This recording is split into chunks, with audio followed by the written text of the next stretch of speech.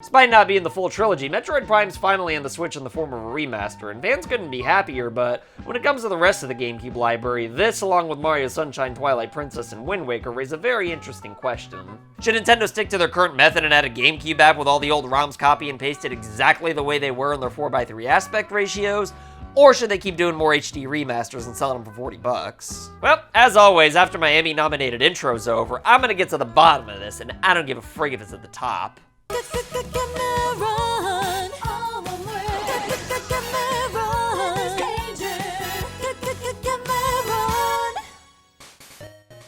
Alright, so anybody watching this would probably agree that Nintendo should just add the GameCube app to their premium tier of their online service and remaster all their old games for it, much like Microsoft did for GoldenEye on Rare Replay.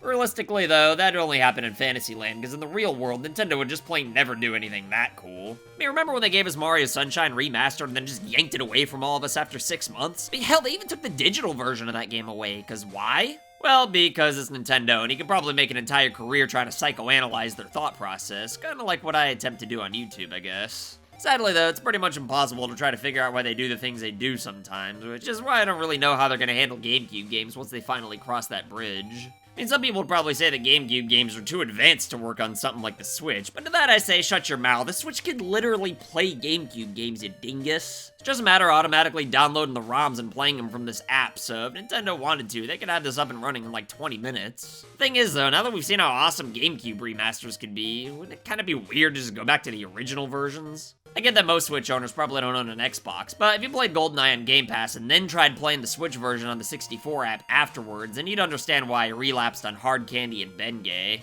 Yeah, granted, the main reason why the Switch version sucks is because you have to jump through a bunch of hoops just to get controls that are tolerable, but even little things like being able to see enemies a little further off into the distance and sharper image quality are just plain nice. I always say that graphics aren't everything, but when the work for a remaster's literally already done, then would Nintendo really go back and use the old ROMs just for the sake of consistency of the online service? Now, the GameCube app was never officially promised in the first place or anything like that, so given that the Metroid Prime remaster seems to be selling well and nobody seems to be complaining that it's being sold individually, it'd be hard to imagine that Nintendo would just stop here with the GameCube remasters. I mean, again, they already went through the trouble of remastering Windwaker and Twilight Princess for a console that pretty much nobody owns, so what's to stop the above-average-sized end from copy and pasting those two games onto the Switch down the line and probably selling a few million copies each? Well, I mean, a potential GameCube app just might stop them, because, I mean, why would you put the old versions on there and try to sell enhanced versions at the same time? And if you're gonna have a GameCube app without any of these 4 titles in there, then why are we even alive in the first place? For the Hard Candy and Bengay?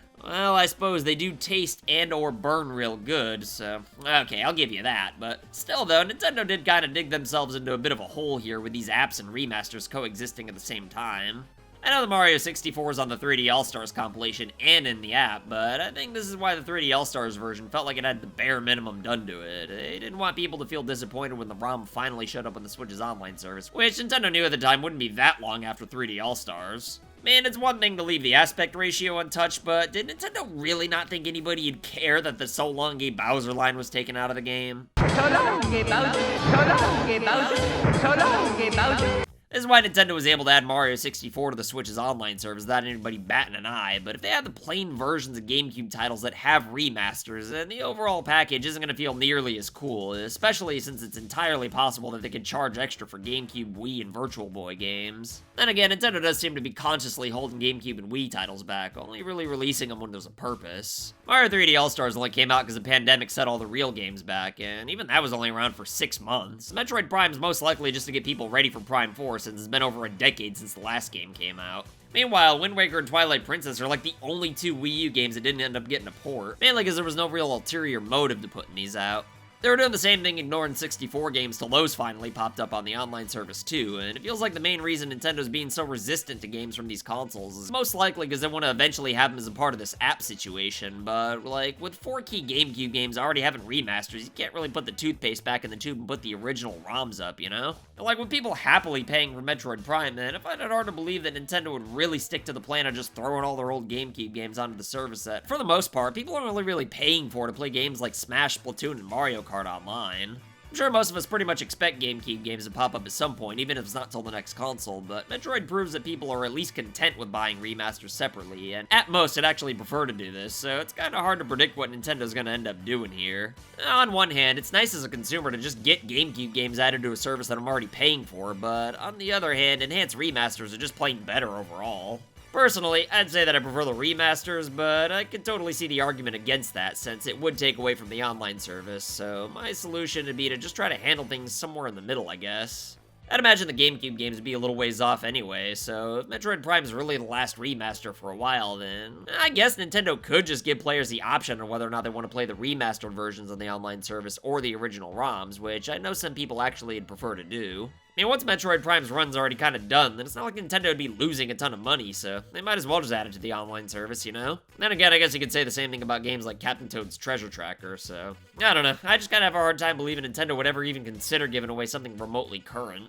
Even if Nintendo did put the remastered versions of Twilight Princess and Windwaker on there, though, it's not like people wouldn't still buy them anyway just for the sake of collecting. Hell, I'd even go as far as to say that people would probably buy physical or even digital copies of compilations with all the games currently on the online service, even if they were separated by consoles. Obviously, Twilight Princess and Windwaker wouldn't sell nearly as many copies if they were on the online service, but people really do like collecting for the Switch, so I bet they'd still end up selling alright if they had separate releases or were added to the GameCube app at the same time. What I could totally see happening, though, is Nintendo puts the Zelda remasters out and then like 3 months later adds GameCube games once the majority of the sales are already over with. Probably the original ROMs, of course, just to ensure they sell a few more remasters. What should actually happen, though, is Nintendo stops the snail's ass pace of releasing retro games out of their weird service and kinda just puts all their first-party content up before calling it a day.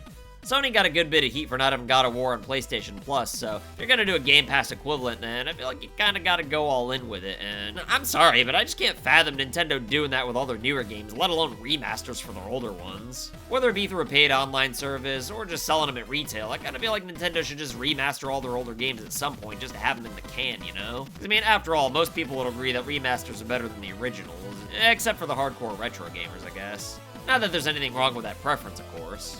Obviously, newer content should always be the top priority, of course, but we know that Nintendo's never gonna just leave their past behind them, nor should they. I just kinda feel like they backed themselves into a bit of a corner here with the way they've been doing the retro games is all, and I think they need to at least have a plan for whenever they decide to add GameCube games to their service, and if they're never gonna add them, then what the hell's the point in all this?